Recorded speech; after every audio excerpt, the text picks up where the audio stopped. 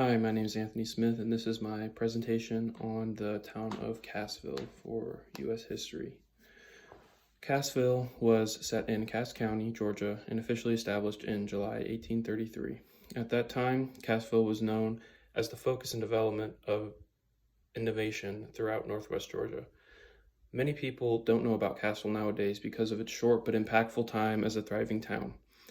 Given the town was in its peak around the time things like the Indian Removal Act were passed by Congress, it's fair to understand why you've probably never heard of this powerful yet quite unknown town. One of the only physical remaining pieces of the town is a historical marker in the county that eventually overtook Cass Bartow. Situated within Cartersville on Cassville Road, the historical marker describes how both the town and county were named after General Michigan statesman and Secretary of War Lewis Cass.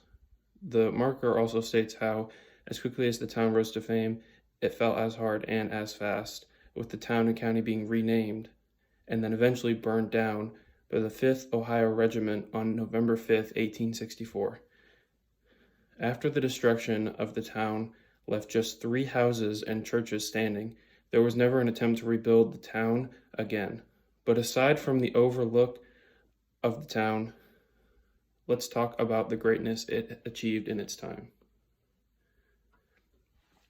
As I've mentioned, the town became its own in July of 1833, just a year after the county it resided in, Cass, was created by Georgia legislature in 1833. Cassville was the county seat for its time, which means it was the governmental center of the county. After all, it was in Cassville that the state Supreme Court made its first decision ever. Not long after its establishment and in its short 32-year lifespan, Cassville would come to be known as the cultural and educational hotspot of northern Georgia. People viewed the town as a hallmark of Georgia for trade and travel. Many travelers came to the town for its array of public goods and fancy facilities. Some of these included 4 hotels, a bookstore, the 2 tailor shops, grocery stores, a jewelry store, a furniture store, and its own newspaper, the Cassville Standard. These things may sound bland to us now, but back in the 1800s, these were considered much more valuable than by today's standards. On top of these standard features, Cassville also offered circus grounds they used occasionally year-round, carriage rides, two separate carriage rides, and a brass band which regularly performed but stopped performing around the time of the Civil War just because the band actually had to go off into war.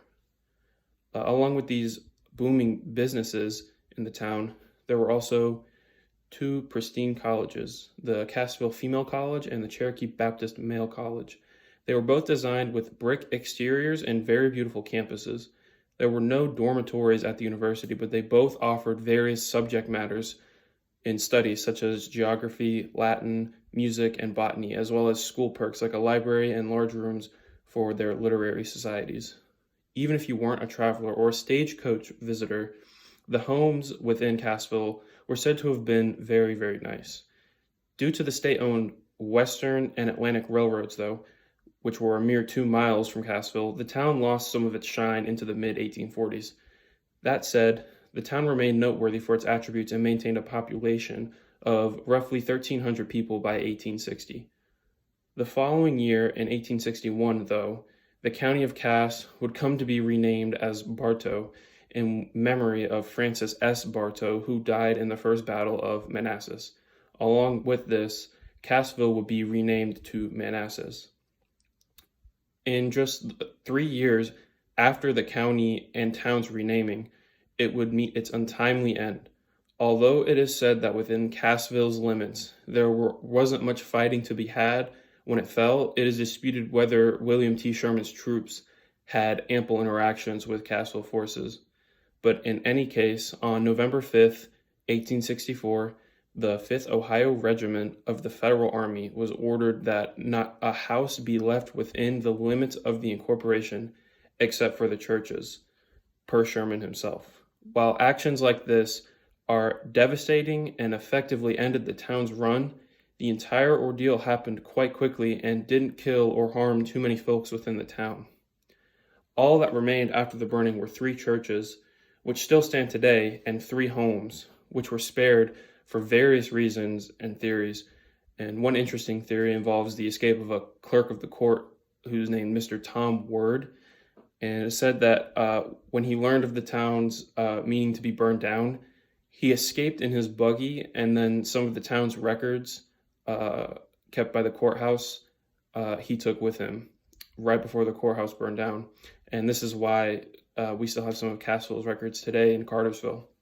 As Cassville came and went, the county seat was moved to Cartersville, and a railroad route known as the Kennesaw Route went straight through the city, which stopped any hopes of the town being rebuilt. While Cassville is now nothing more than a historical drive-by of what once was, it's important to remember just how popular and important the city was before the New Age.